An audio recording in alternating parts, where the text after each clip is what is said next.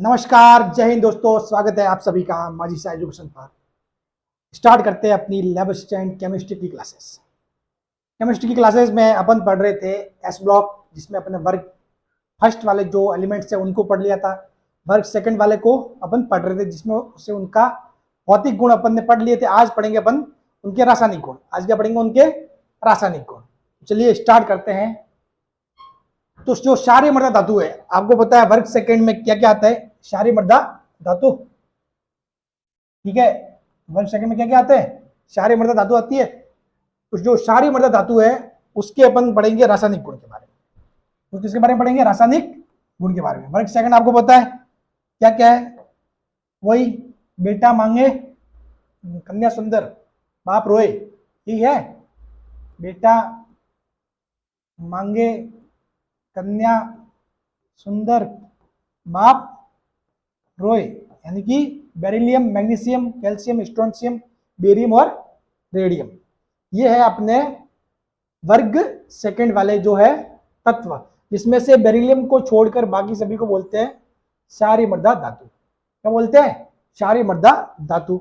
अब इनके बारे में एक चीज आपको पता है कि भाई जब ऊपर से नीचे जाते हैं, ऊपर से नीचे जाओगे तो क्या होता है? आकार बढ़ता है। ये पॉइंट ध्यान रखना, अपने आगे काम आएंगे, ताकि मैं पहले से बता रहा हूँ आपको। वैसे इनके बारे में अपन ने बहुत बार डिस्कशन कर रखा है। आकार बढ़ता है, आकार बढ़ेगा तो क्या होगा? इनकी आयनन ऊर्जा क्या होगी? कम होगी। आयनन ऊर्जा कम होगी। आयनन ऊर्जा क्या होगी? कम होगी। समझ गए? और इनकी क्या होगी? सक्रियता, यानी कि क्रियाशीलता बढ़ेगी। क्रियाशीलता क्या होगी? बढ़ेगी। क्रियाशीलता क्या होगी? बढ़ेगी। ये बात ध्यान रखना, क्रियाशीलता बढ़ेगी। साथ ही ऊपर से नीचे जाने पर इनका क्षारीय गुण है, क्योंकि क्षार होते हैं तभी अपन बोलते हैं क्षारीय मृदा धातु। तो क्षारीय गुण भी क्या होता है? ऊपर से नीचे जाने पर बढ़ता है, क्षारीय गुण बढ़ता है। और ऐसी बहुत सारी बातें और भी आएगी, और अपने पहले भी डिस्कशन इनके बारे में कर रखा है। फिर भी एक छोटा सा मैं इंट्रोडक्शन दे देता हूँ, ताकि अपन जब रासायनिक गुण पढ़ेंगे तो उसमें मेरे को बार बार बताने का काम नहीं पड़े। ठीक है, चलिए अब स्टार्ट करते हैं। रासायनिक गुण में पहला है वायु के साथ अभिक्रिया, कि भाई इनकी वायु के साथ रिएक्शन कैसे होती है, उसके बारे में अपन बात करेंगे। इसके साथ वायु के साथ रिएक्शन के बारे में अपन बात करने वाले हैं। तो वायु के साथ रिएक्शन की बात करें, वायु के साथ अभिक्रिया की बात करें, तो सामान्यतः बेरिलियम एवं मैग्नीशियम वायु के साथ क्रिया नहीं करते।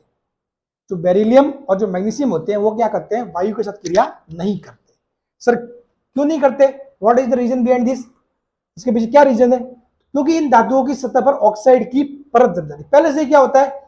इनके ऊपर ऑक्साइड की लेयर जम जाती है। समझ गए? तो इसी कारण फिर लेयर जम गई तो उसके बाद फिर ये दूसरे से क्रिया नहीं कर पाते। ठीक है ना? वो लेयर बीच में क्या बनती है? बाधा बनती है। तो क्योंकि इन धातुओं की सतह पर ऑक्साइड की परत या लेयर बन जाती है, बहुत सारे बुकों में फिल्म बन जाती है। फिल्म या परत बात एक ही है। ठीक है, फिल्म यानी कि पतली सी परत। ठीक है, पतली सी परत। चलिए ठीक है। नेक्स्ट, जबकि कैल्शियम, स्ट्रोंशियम एवं बेरियम वायु से शीघ्रता से अभिक्रिया करते हैं। जबकि जो बाकी के कैल्शियम है, ठीक है, स्ट्रोंशियम है एवं बेरियम वायु से शीघ्रता से अभिक्रिया करते हैं। ठीक है, कैल्शियम, स्ट्रोंशियम और बेरियम क्या करते हैं? वायु से शीघ्रता से अभिक्रिया करते हैं। बात क्लियर? चलिए नेक्स्ट, वर्ग में ऊपर से नीचे जाने पर ऑक्साइड बनाने की प्रवृत्ति। अब देखो, वायु से अभिक्रिया करेंगे तो ये क्या बनाएंगे? क्योंकि वायु में ऑक्सीजन होती है तो ये क्या बनाते हैं? ऑक्साइड बनाते हैं। जैसे कि बेरियम है तो बनाएगा बेरियम ऑक्साइड। हालांकि बेरियम और मैग्नीशियम तो नहीं करेंगे क्रिया, इतनी सामान्यतः नहीं करेंगे। ठीक है, बाकी जैसे कि कैल्शियम है तो बनाएगा कैल्शियम ऑक्साइड, स्ट्रोंशियम है तो स्ट्रोंशियम ऑक्साइड, बेरियम है तो बेरियम ऑक्साइड। और ये बेरिलियम और बेरियम क्रिया नहीं करते। कौन से? बेरिलियम और बेरियम, सॉरी बेरिलियम और मैग्नीशियम, सॉरी। ठीक है, शब्द में कंफ्यूज मत होना, मैं भी बहुत बार कंफ्यूजन में आ जाता हूं। ये बेरियम है, ठीक है, और वो बेरिलियम है। ठीक है ना? ये देखो, ये बी बेरिलियम है। ये बहुत बार क्या बोलने में अपने बेरिलियम बेरियम ऐसे निकल जाता साथ में। ठीक है ना? हालांकि माइंड में सब कुछ चीजें सेट रहती है, लेकिन बोलते वक्त मतलब कुछ उल्टा सीधा निकल जाता है। तो ये बेरिलियम है और ये बेरियम है। बात क्लियर? हाँ, तो ये जो है इसमें बेरिलियम और मैग्नीशियम जो स्टार्टिंग के दो, वो क्या करते हैं? वायु के साथ क्रिया नहीं करते। बाकी के क्रिया करते हैं, कैल्शियम, स्ट्रोंशियम और बेरियम वायु से शीघ्रता से अभिक्रिया करते हैं। ठीक है, अब क्रिया करके वो क्या बनाएंगे, वो बनाएंगे ऑक्साइड। आपको पता है भाई क्रिया करेंगे ऑक्सीजन के साथ तो क्या बनेगा, ऑक्साइड बनेगा। चलिए, तो जो ऑक्साइड है तो वर्ग में ऊपर से नीचे जाओगे ना तो ऑक्साइड बनाने की जो इनकी प्रवृत्ति होती है वो बढ़ती है। ठीक है, ऑक्साइड बनाने की प्रवृत्ति बढ़ती है क्योंकि ऊपर से नीचे क्रियाशीलता बढ़ती है। ठीक है, अर्थात वायु के प्रति क्रियाशीलता बढ़ती है, वायु के प्रति रिएक्शन करने की ताकत ऊपर से नीचे जाने पर बढ़ती है। बात क्लियर?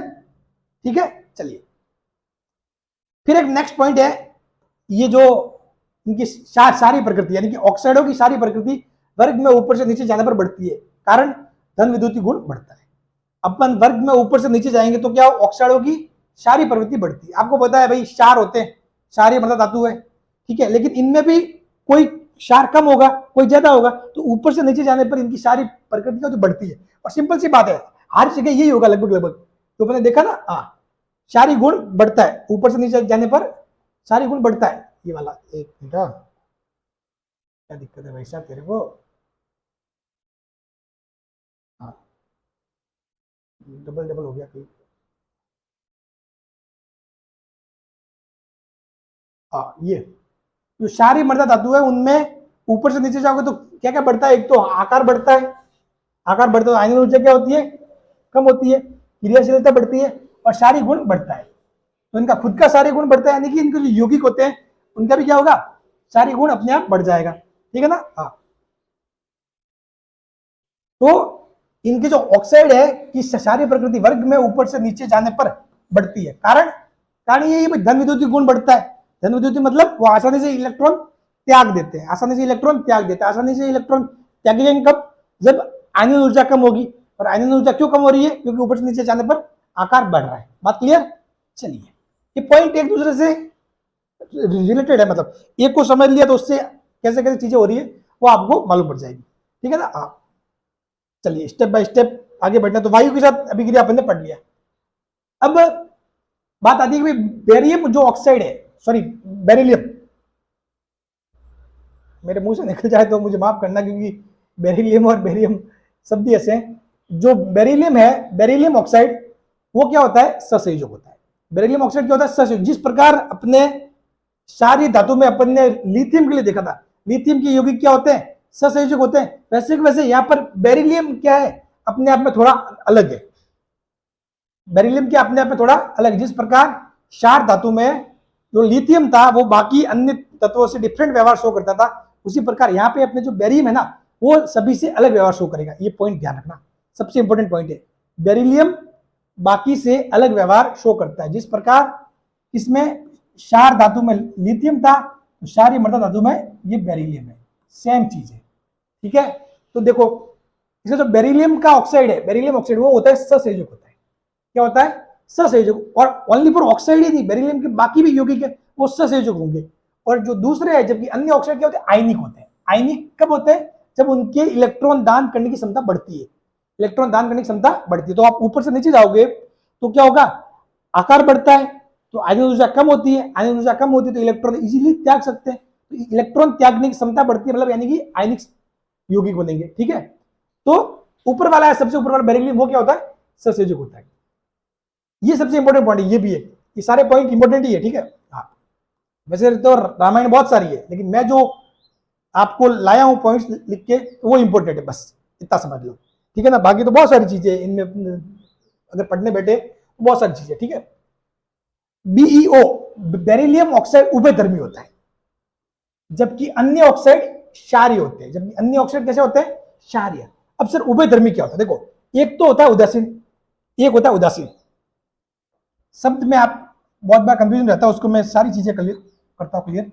एक होता है उदासीन, ठीक है, कुछ उदासीन तो होता है वो बिल्कुल ऐसा न्यूट्रल होता है, न्यूट्रल उदासीन, ना क्षार ना अम्ल, ना क्षार ना अम्ल, वो हो गया उदासीन। ठीक है, बेस भी नहीं होगा और एसिड भी नहीं होगा।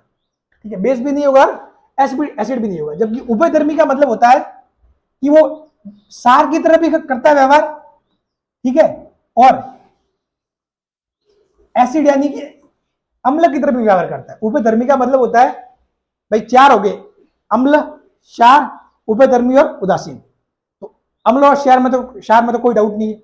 उदासीन मतलब ना अम्ल ना क्षार, बीच वाला, ठीक है। उभयधर्मी मतलब दोनों की तरफ व्यवहार करता है। ये क्या है, बेरिलियम का जो ऑक्साइड है ना वो उभयधर्मी होता है, वो अम्ल की बातें भी वो करेगा व्यवहार, क्षार की बातें भी व्यवहार करेगा। समझ गए, मतलब जरूरत पड़ने के हिसाब से वो व्यवहार करता है। बात क्लियर। तो ध्यान रखना ये बेरिलियम बाकी सभी तत्वों से डिफरेंट है वर्ग 2 में।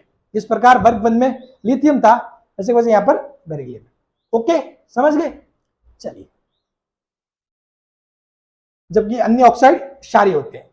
ये क्या होता है, उभयधर्मी, जबकि अन्य ऑक्साइड क्या होते हैं, क्षारीय होते हैं। ये पॉइंट माइंड में रखना आप। चलो, बीईओ बेरिलियम ऑक्साइड क्या होता है, जल में अविलय होता है, जल में विलय नहीं होता, जबकि अन्य ऑक्साइड जल में विलय होते हैं।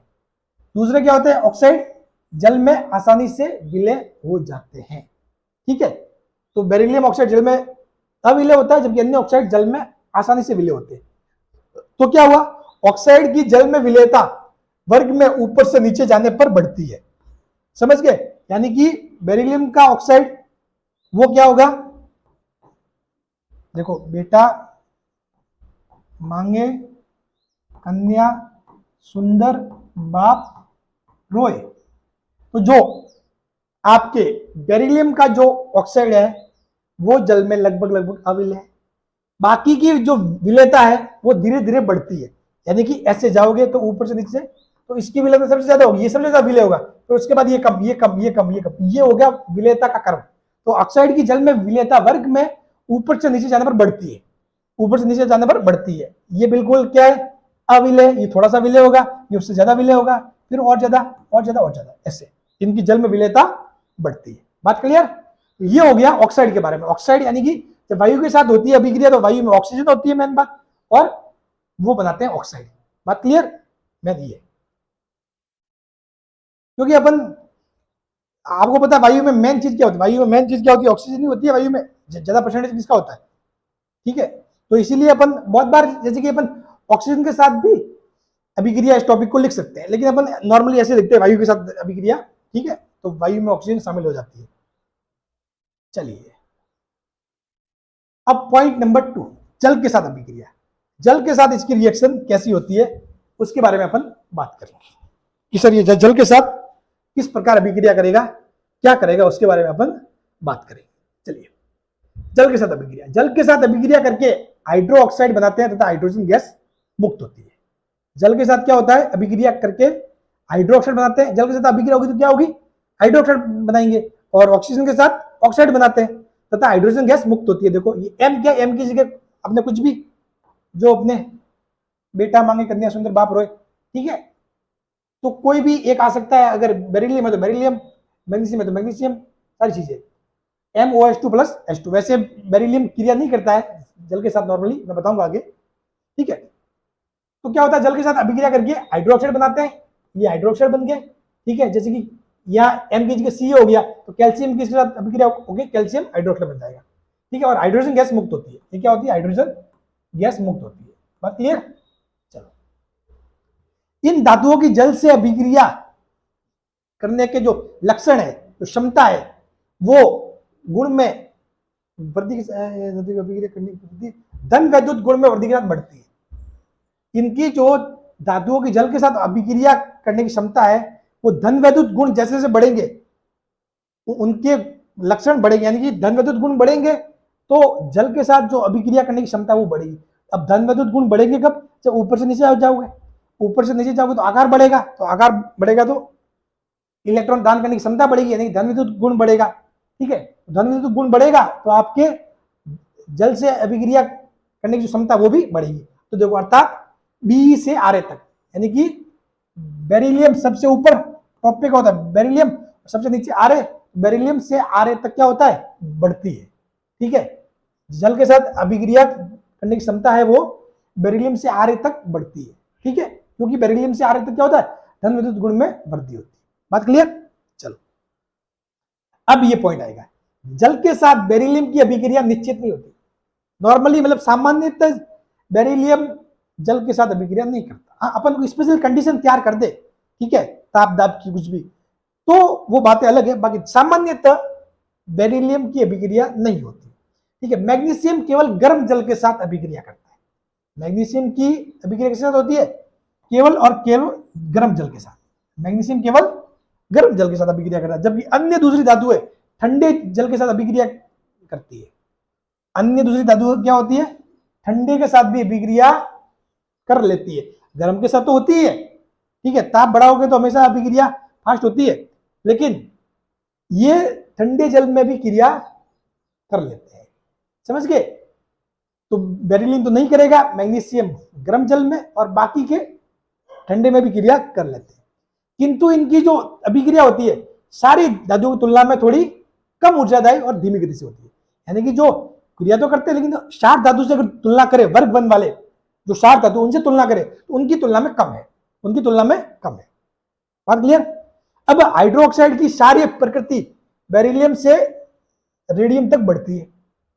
हाइड्रोक्साइड की सारी प्रवृत्ति बेरिलियम से रेडियम तक बढ़ती है। तो हमेशा ध्यान रखना, ये सारी प्रवृत्ति लगभग सभी चीजों की, लगभग कोई अगर ऐसा कोई अपवाद होगा तो मैं बता दूंगा, बाकी सारी प्रवृत्ति सभी की ऊपर से नीचे बढ़ती है। तो एग्जाम में सवाल पूछा जा सकता है, एग्जाम में पूछ ले आपसे कि आपको इनके ऑक्साइड दे दे, हाइड्रोक्साइड दे दे, ठीक है, तो कोई भी पूछ ले, बताइए इनके हाइड्रोक्साइड में सबसे ज्यादा क्षारीय कौन सा है? तो सबसे ज्यादा क्षारीय कौन सा होगा? जो सबसे नीचे होगा वो, समझ गए? तो जैसे कि आपको दे दे कि बेटा मांगे, जैसे कि कन्या सुंदर, एमजी कन्या सुंदर, बाप मांगे कन्या सुंदर ना, हाँ चलो स्ट्रोंशियम। अब जैसे कि इनके दे दे कि निम्न में से कौन से तत्व का हाइड्रोक्साइड सबसे ज्यादा क्षारीय होगा? तो किसका होगा? Ba का, क्योंकि मैग्नीशियम से ज्यादा किसका होगा? कैल्शियम का, फिर स्ट्रोंशियम का, फिर बेरियम का। बात क्लियर? ठीक है, इन बातों का ध्यान रखना। ऊपर से नीचे जाओगे तो इनका खुद का क्षारीय गुण के साथ साथ इनके जो यौगिक होते हैं, ठीक है, ऑक्साइड हाइड्रोक्साइड, इनका भी क्षारीय गुण बढ़ता है। ये माइंड में फिट कर लेना, और सवाल पूछा जा सकता है, बहुत ज्यादा संभावना है इस टाइप के सवाल पूछे जाने की, और इस टाइप के ही सवाल पहले भी पूछे गए। ठीक है, चलिए नेक्स्ट।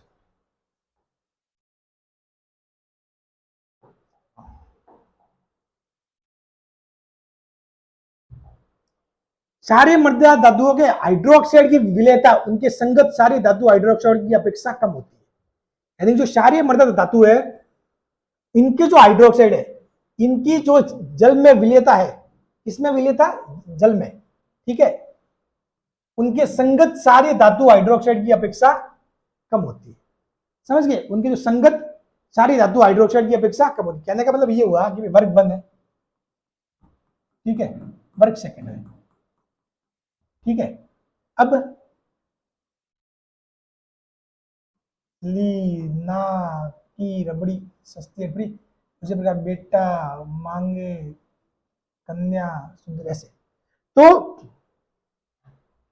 ये कह रहे हैं सारे मृदा धातुओं के हाइड्रोक्साइड की विलेयता, तो सारी मृदा धातुओं के हाइड्रोक्साइड ये हो गए भाई। अगर मैं मान लूं कि मैग्नीशियम और संगत, यानी कि सेम सेम सीक्वेंस वाले, ठीक है, संगत, अगर इसका हाइड्रोक्साइड लो आप, ठीक है, और एक इसका लो, ठीक है ना, तो जो सारी मृदा धातु का हाइड्रोक्साइड विलेयता उनके संगत सारी धातु हाइड्रोक्साइड की अपेक्षा कम होती है।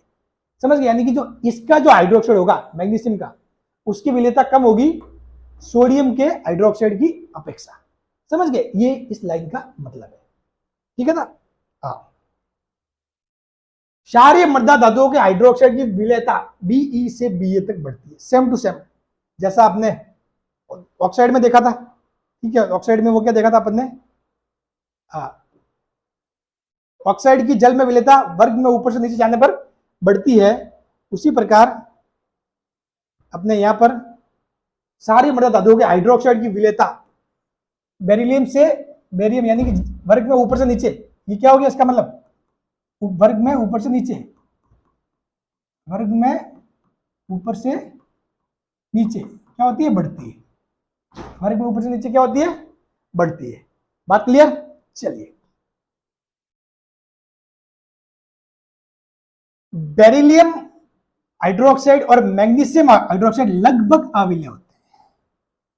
क्या होते हैं? बेरिलियम हाइड्रोक्साइड और मैग्नीशियम हाइड्रोक्साइड लगभग अविलय होते हैं, नहीं इतने ज्यादा विलय नहीं होते, उनको अविलय ही मान लो, ठीक है, बहुत कम मात्रा में विलय होते हैं, बहुत कम मात्रा में, उसको लगभग अविलय बोल सकते हैं।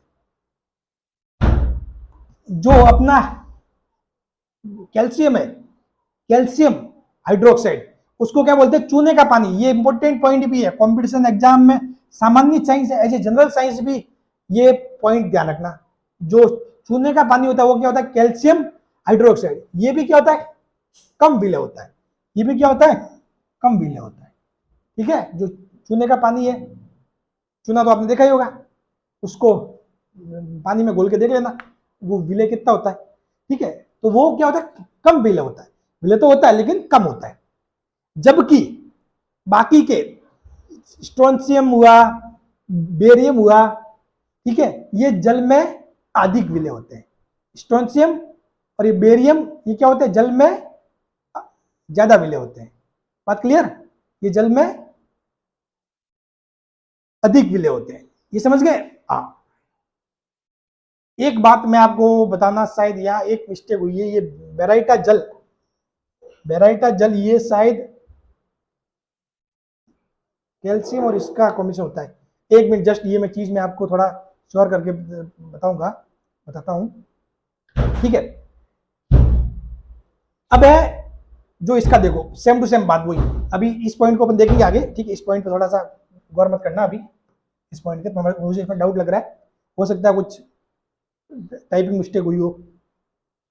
तो BeOH2 हाइड्रोक्साइड उभयधर्मी होता है, यानी कि जो आपके बेरिलियम का, आपके जो बेरिलियम का जो हाइड्रोक्साइड होता है वो क्या होता है, उभयधर्मी होता है। तो जो बेरिलियम वाला जो आपने ऑक्साइड देखा वो भी उभयधर्मी होता है, और हाइड्रोक्साइड वो भी क्या होता है, उभयधर्मी होता है। अर्थात ये क्या करता है, अम्ल तथा जल दोनों के साथ क्रिया करके क्या बनाता है, लवण बनाते हैं। मैंने बोला ना कि जो उभयधर्मी क्या होते हैं, उभयधर्मी वो होता है जो क्षार की तरफ भी कार्य करता है और अम्ल की तरफ भी कार्य करता है। तो जो ये क्या करता है, अम्ल के साथ भी रिएक्शन करेगा। अम्ल के साथ कब करेगा, जब खुद एक क्षार बनेगा, और क्षार के साथ वो कब करेगा, कि जब खुद एक क्या बनेगा, एसिड बनेगा, उस केस में। तो ये अम्ल तथा जल दोनों के साथ क्रिया करके क्या बनाता है, लवण बनाता है। अम्ल और जल दोनों के साथ क्रिया करके क्या बनाता है, लवण बनाता है। बात क्लियर, चलिए। हाँ, नेक्स्ट पॉइंट, नेक्स्ट पॉइंट है अपना हाइड्रोजन के साथ अभिक्रिया।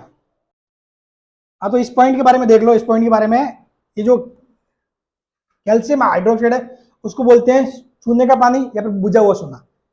इसको क्या क्या बोलते हैं अपन, बुझा हुआ चूना भी बोलते हैं, बुझा हुआ चूना, बुझा हुआ चूना ये भी बोलते हैं।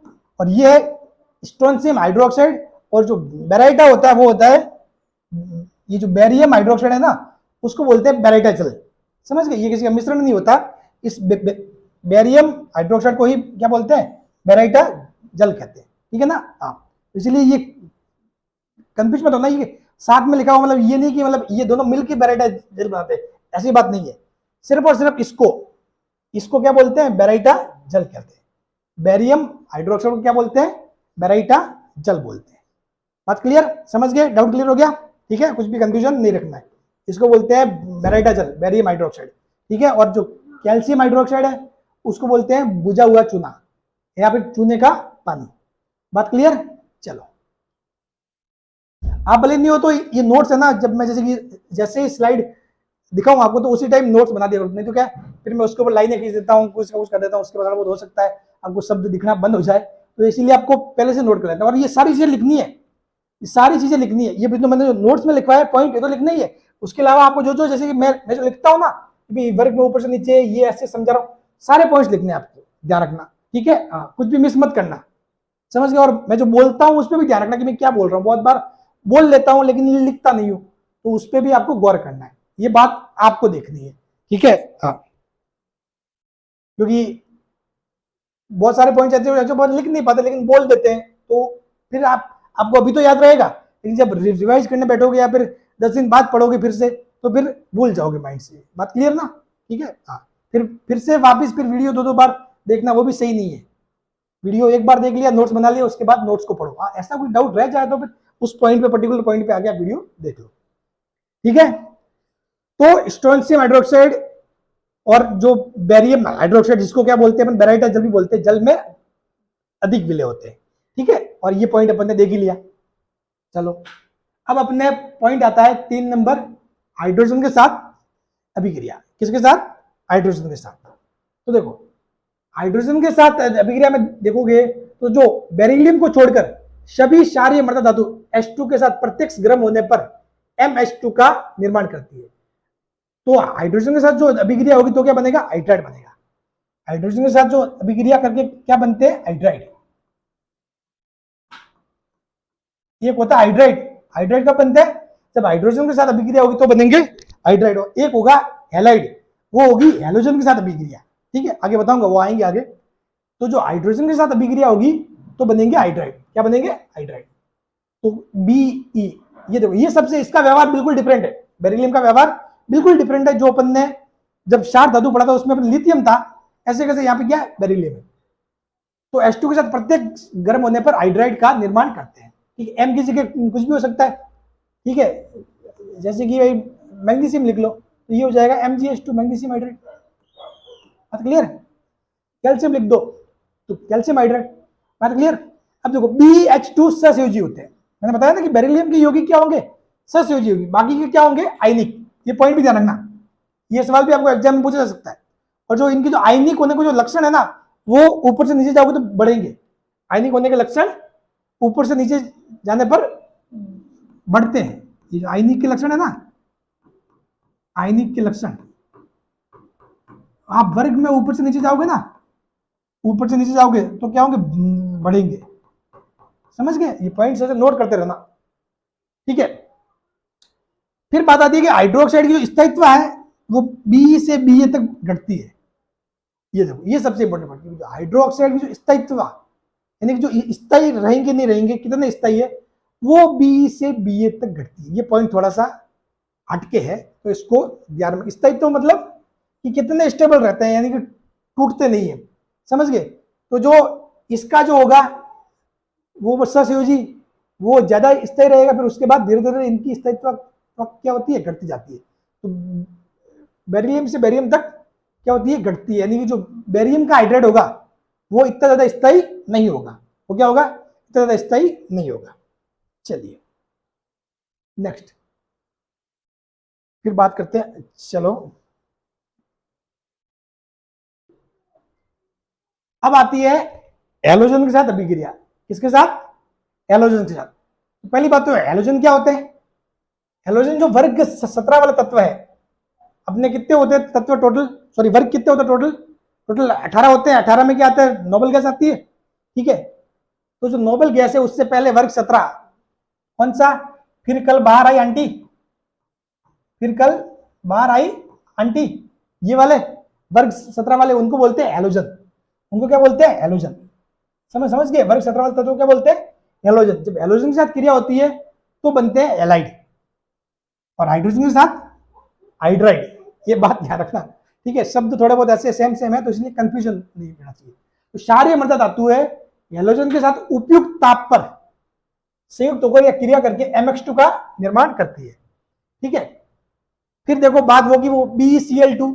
ये जो बेरिलियम क्या करेगा? अपने यौगिक जो भी बनाएगा कैसे बनाएगा? सहसंयोजी बनाएगा। और बाकी ये क्या होंगे? आयनिक होंगे। तो ये सहसंयोजी है, और मैग्नीशियम, कैल्शियम, स्ट्रोंशियम और बेरियम उनके क्या होंगे? आयनिक होंगे। ठीक है, जैसे जैसे धातु का आकार बढ़ता है आयनिक गुण बढ़ता है। ये बात ध्यान रखना है। भाई क्यों सर जी, ऐसा क्यों होता है? तो जैसे जैसे धातु का आकार बढ़ेगा तो क्या होगा? धन विद्युतीय गुण बढ़ेगा। यानी कि जो इलेक्ट्रॉन त्यागने की क्षमता है ना, इलेक्ट्रॉन क्षमता किसकी? त्यागने की, वो क्या होगी? होती है बढ़ती है। यानी कि धन विद्युतीय गुण बढ़ता है। तो धन विद्युतीय गुण बढ़ना यानी कि आयनिक गुण बढ़ना। समझ गए? चलिए, जो भी एलिमेंट आसानी से इलेक्ट्रॉनों का दान करता है ना, वो कैसा बनाता है? आयनिक यौगिक बनाता है। ये ध्यान रखना। ठीक है, चलो नेक्स्ट। अब नेक्स्ट आपके जो पॉइंट नंबर 5वां है वो है जलीय अमोनिया में विलेयता। क्या है? जलीय अमोनिया में विलेयता।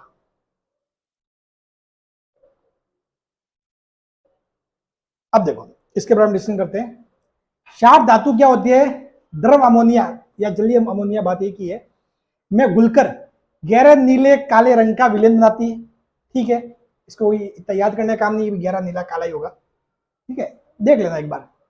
तो क्षार धातु गहरे नीले काले रंग का विलयन बनाती है, जो कि विद्युत का क्या होती है, सुचालक होता है और अपचायक होता है। ये जो विलयन होता है वो विद्युत का क्या होता है, सुचालक होता है, और कैसा होता है, अपचायक होता है, अपचायक टाइप का विलयन होता है। अब नेक्स्ट एक पॉइंट है, सामान्यतः बेरिलियम एंड मैग्नीशियम द्रव अमोनिया में विलय नहीं होते। ये बात थोड़ा ध्यान रखना। सामान्यतः आपके बेरिलियम और मैग्नीशियम द्रव अमोनिया में विलय नहीं होते हैं। ओके, चलिए, कारण उच्च आयनन ऊर्जा। ठीक है ना, जिस प्रकार ये ज्वाला प्रेषण भी नहीं देते, उसका भी रीजन क्या, वही है, टाइटली बंधे होते हैं, उच्च आयनन ऊर्जा होती है। ठीक है ना, तो बेरिलियम और मैग्नीशियम द्रव अमोनिया में विलय नहीं होते। ठीक है ना, ये लगभग बहुत बार ये मैग्नीशियम भी इस बेरिलियम के जैसे ही करता है व्यवहार। कारण क्योंकि आपको पता है कि भाई लिथियम और मैग्नीशियम दोनों में क्या है, विकर्ण संबंध है। लिथियम और मैग्नीशियम जैसा व्यवहार लिथियम करता है, लगभग बहुत सारी जगह मैग्नीशियम भी ऐसा कैसा करता है। और आपको पता है जो बेरिलियम है, जिस प्रकार इस वाले वर्ग में लिथियम है, उसी प्रकार इस वाले वर्ग में बेरिलियम है। बहुत बार बेरिलियम और मैग्नीशियम भी लगभग सेम चीजें करते हैं। तो ये कुछ ऐसे पॉइंट्स है जिनको ध्यान रखोगे ना, तो एग्जाम में यदि आपको कोई सवाल पूछ भी लेना, तो आप ऑप्शन से भी पता कर सकते हो कि क्या आंसर हो सकता है। ठीक है ना, ये चीज पता रखना। तो बेरिलियम द्रव मैग्नीशियम द्रव अमोनिया में विलय नहीं होते। चलो, ये हो गया 5वां पॉइंट। Point number 6, sulphates. इनके सल्फेट्स के बारे में पढ़ते हैं। चलिए देखते हैं इनके सल्फेट्स कैसे क्या होते हैं। तो इनके यदि सल्फेट्स के बारे में देखें, सल्फेट यानी कि ये BeSO4 MgSO4 समूह में नीचे जाने पर जल में सल्फेट की विलेयता घटती है। ये सबसे इंपॉर्टेंट पॉइंट है। आपने देखा होगा बाकी जो विलेयता बढ़ती है, बाकी चीजों में आपने देखा होगा कि विलेयता क्या होती है, बढ़ती है। ठीक है, जबकि जो सल्फेट की विलेयता है, जल में सल्फेट की विलेयता, वो क्या होती है, घटती है। ये पॉइंट थोड़ा इंपॉर्टेंट है। और इस टाइप के सवाल जहां जहां अपवाद होता है ना, वो एग्जाम में ज्यादा पूछे जाने की संभावना रहती है। तो ध्यान रखना, समूह में नीचे जाने पर जल में सल्फेट की विलेयता घटती है, जबकि हाइड्रोक्साइड और ऑक्साइड के केस में अपन ने देखा था चीज थोड़ी दूसरी थी। ठीक है, हाँ। तो समूह में क्या करोगे, समूह यानी कि वर्ग में ऊपर से नीचे जाओगे तो क्या होगी, सल्फेट की विलेयता क्या होती है, घटती है। सल्फेट की विलेयता जो है वो घटती है। अब देखो, बेरिलियम सल्फेट और मैग्नीशियम सल्फेट जल में आसानी से विलय होते हैं। बेरिलियम सल्फेट और मैग्नीशियम सल्फेट क्या होते हैं, जल में आसानी से विलय होते हैं। यहाँ उल्टा है, जबकि इनके जो ऑक्साइड और हाइड्रोक्साइड के मैटर में बात दूसरी आती थी और सल्फेट में मामला दूसरा है। तो यहाँ से सवाल बनने की संभावना को ज्यादा ध्यान रखना। तो जल में आसानी से विलय होते हैं, जबकि बेरियम सल्फेट पूर्णतः अविलय है। जबकि बेरियम सल्फेट क्या है, पूर्णतः अविलय, यानी कि आप देखोगे तो इनकी विलयता आसानी से विलय होते हैं और ये पूर्णतः अविलय, और ये क्या होता है, थोड़े बहुत विलय होते हैं। समझ गए, यानी कि ये जो सीक्वेंस है, जो क्रम है, वो ऐसा है। सबसे ज्यादा वो कौन होता है, कौन सा होता है विलय सल्फेट, बेरिलियम वाला, फिर मैग्नीशियम, फिर कैल्शियम, फिर स्ट्रोंशियम, फिर बेरियम वाला। ठीक है ना, ये समूह में नीचे जाने पर सल्फेटों की जालक ऊर्जा में वृद्धि के कारण होता है, जो जल योजन उष्मा की अपेक्षा प्रभावी होता है। देखो, जो जल में विलेयता है वो दो चीजों पर डिपेंड करती है। एक चीज तो अपन ने पहले डिस्कस की थी, कौन सी, जल योजन ऊर्जा, और दूसरा होती है जालक ऊर्जा। तो ये जो विलेयता है ना, जल योजन ऊर्जा और जालक ऊर्जा दोनों पे डिपेंड करती है। जालक ऊर्जा पे भी डिपेंड करती है और जल योजन ऊर्जा पे भी डिपेंड करती है। समझ गए। तो जो यहाँ पे ऐसा क्यों हो रहा है, क्योंकि इस केस में जालक ऊर्जा थोड़ी इफेक्टिव है। जालक ऊर्जा क्या यहाँ पे इफेक्टिव हो जाती है, तो इसी कारण ये ऐसा होता है। तो जो ये ध्यान रखना, सीक्वेंस ऊपर से नीचे जाने पर विलेयता घटती है। अब बात आती है सल्फेट का तापीय स्थायित्व वर्ग में ऊपर से नीचे बढ़ता है। इनका जो तापीय स्थायित्व है वर्ग में क्या होगा, ऊपर से नीचे जाने पर बढ़ता है। तापीय स्थायित्व, सल्फेट का तापीय स्थायित्व वर्ग में ऊपर से नीचे जाने पर बढ़ता है। नॉर्मली चीजों का तापीय स्थायित्व आपके वर्ग में ऊपर से नीचे जाने पर बढ़ेगा। समझ गए, हाँ। एक अपन ने जो हाइड्राइड देखा था वहां केस थोड़ा दूसरा था। चलो एक बात और, मैग्नीशियम सल्फेट है ना, अगर इसको अगर MgSO4.7H2O बन जाए तो इसको बोलते हैं एप्सम लवण। ये क्या होता है? एप्सम लवण।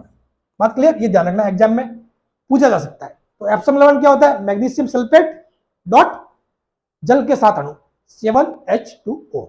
ओके, चलिए फिर बात करते हैं कार्बोनेट्स की। अभी पढ़े अब सल्फेट, अब पढ़ते हैं कार्बोनेट। तो वर्ग में ऊपर से नीचे जाने पर क्षारीय मृदा धातुओं के कार्बोनेट की जल में विलेयता घटती है। इसका भी सेम टू सेम है, जैसा सल्फेट का होता है वैसा का वैसा इसका भी होता है।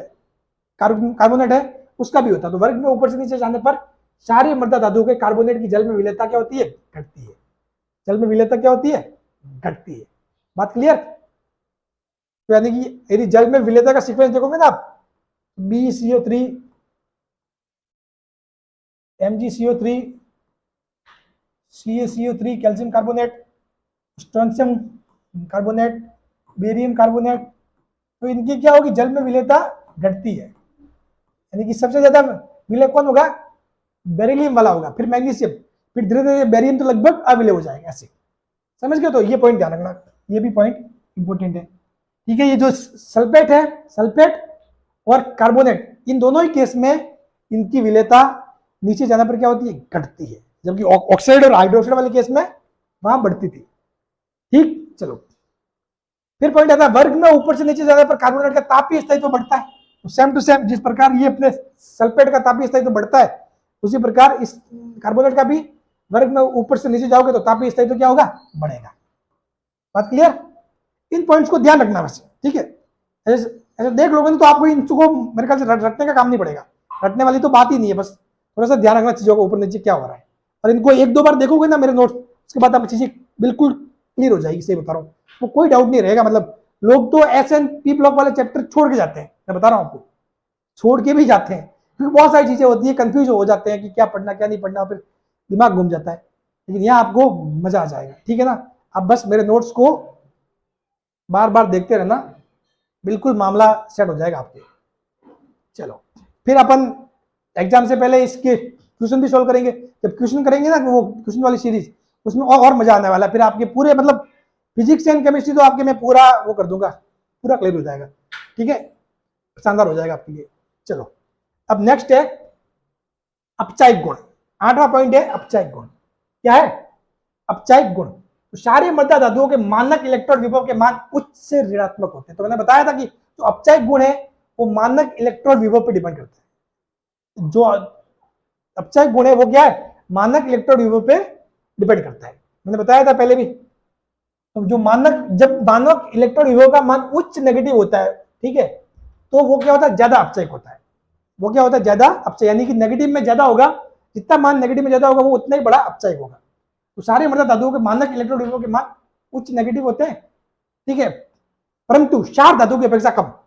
ये क्या होता है? क्षार धातु की अपेक्षा कम होते हैं, अतः इनकी अपचायिक क्षमता क्षार धातु की तुलना में कम होती है। यानी कि ये जो क्षारीय मृदा धातु वो अपचायिक तो होती है, वो भी सांद्र वाली अपचायिक होती है, लेकिन क्षार धातु की तुलना में कम होती है। समझ गए? क्षार धातु की तुलना में क्षारीय मृदा धातुओं की अपचायिक क्षमता कम होती है।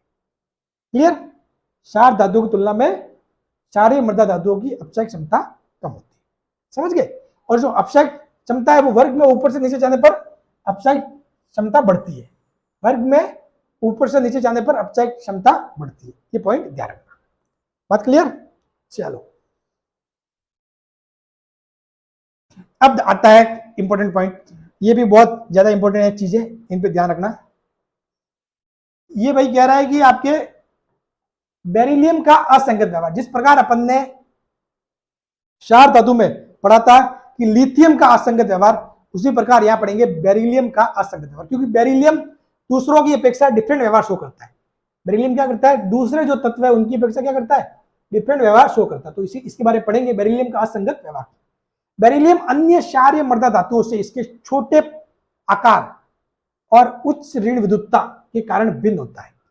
कारण क्या होता है? छोटा आकार होता है और उच्च नेगेटिविटी। सेम टू सेम पॉइंट अपन लिथियम वाले केस में भी देखे थे, लिथियम के भी कारण यही थे। तो इनका जो दूसरे जो धातु है उनसे जो डिफरेंट टाइप की मतलब ये चीजें शो करता है, तो वो अपन देखेंगे क्या क्या डिफरेंट चीजें हैं, उनके बारे में अपन बात करेंगे। चलो, पहला है बेरिलियम सबसे हल्की क्षारीय मृदा धातु है। बेरिलियम क्या है? हल्की क्षारीय मृदा धातु, बाकी धीरे धीरे भारी होती जाती है। बाकी क्या होती जाती है? भारी होती जाती है। तो बेरिलियम क्या है? सबसे हल्की क्षारीय धातु है। ये अन्य तत्वों की अपेक्षा क्या है? कठोर है। अन्य की अपेक्षा कैसा है? कठोर है। ठीक है, बाकी कैसे है? नरम है। बाकी कैसे है? नरम है। समझ गए? ये चीज आप कंफ्यूज मत होना। जो हल्की है उसका उल्टा भारी होगा, और जो कठोर है उसका उल्टा होगा नरम। ठीक है, आप एक दूसरे को लिंक मत करना किसी तरह। हल्की भी कैसे? कोई वस्तु हल्की हो सकती है, हल्की भी हो सकती है और कठोर भी हो सकती है। समझ गए? मतलब हल्की होना तो किसमें? वेट में, वो मास, वहां बात आती है द्रव्यमान की। समझ गए? और कठोर का मतलब होता है कि आप उसको कितना इजीली तोड़ सकते हो, कितना इजीली तोड़ सकते हो, वो वाली बात है।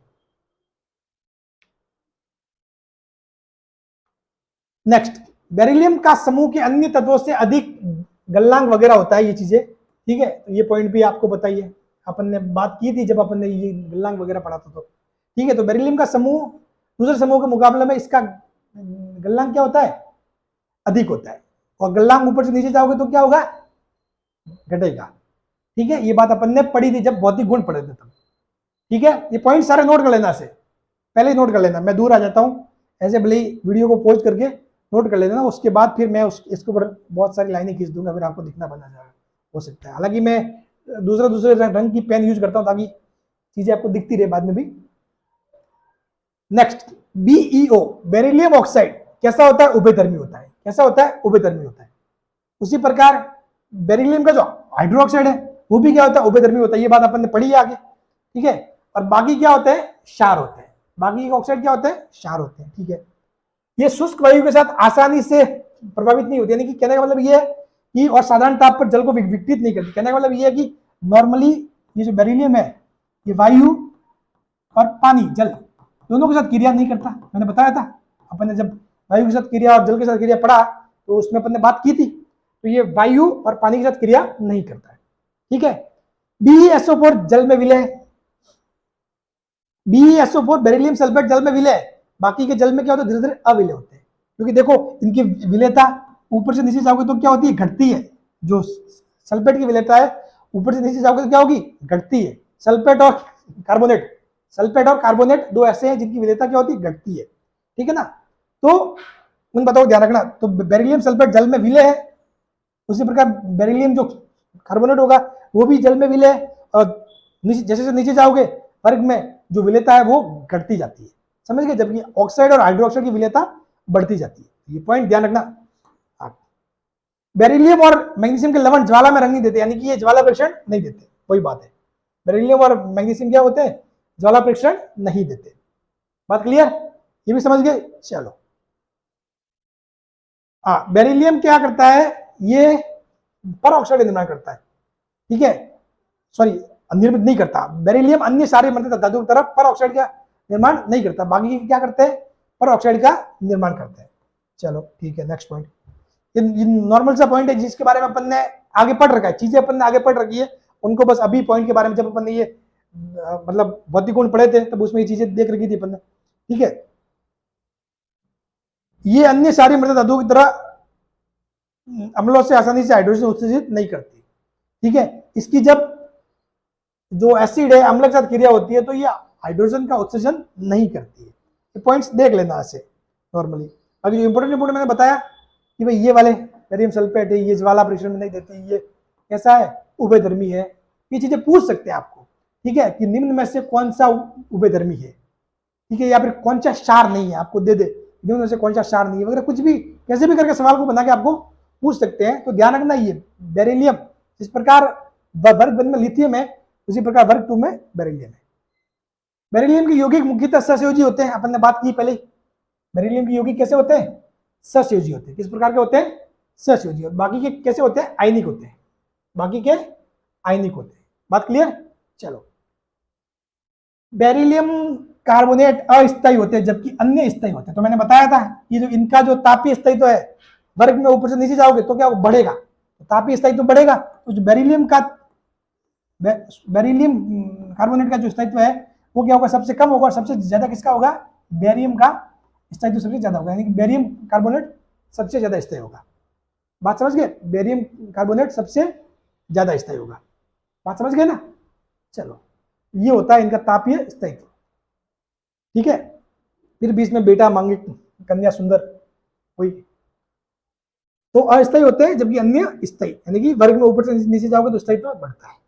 ठीक है, इन पॉइंट्स को देखना बिल्कुल आपके लिए सटीक और चीजें मैं लेके आया हूं, मतलब बिल्कुल ढंग से। ऐसा आपको इवन पेड नोट्स में भी नहीं मिलने वाला, यानी जो पेड क्लास होती है ना, जहाँ पे आप कोर्स खरीदते हो किसी कोचिंग, वहां भी आपको इस टाइप की चीजें नहीं मिलने वाली, ये गारंटी है। ठीक है ना, आपको कंफ्यूज करके छोड़ दिया जाएगा, ऐसे नोट्स लाके ये बात खत्म, आप घूमते रहोगे।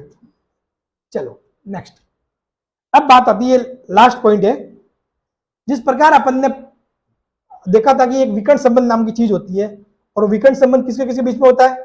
वो विकर्ण संबंध होता है अपने, जो अपने अगर आवर्त को देखें तो सेकंड आवर्त और थर्ड आवर्त वाले जो तत्व है उनमें क्या होता है? विकर्ण संबंध होता है। तो जिस प्रकार आपके लिथियम मैग्नीशियम के साथ विकर्ण संबंध शो करता है, उसी प्रकार आपका जो बेरिलियम है किससे शो करेगा? एल्यूमिनियम के साथ। बेरिलियम किसके साथ करेगा?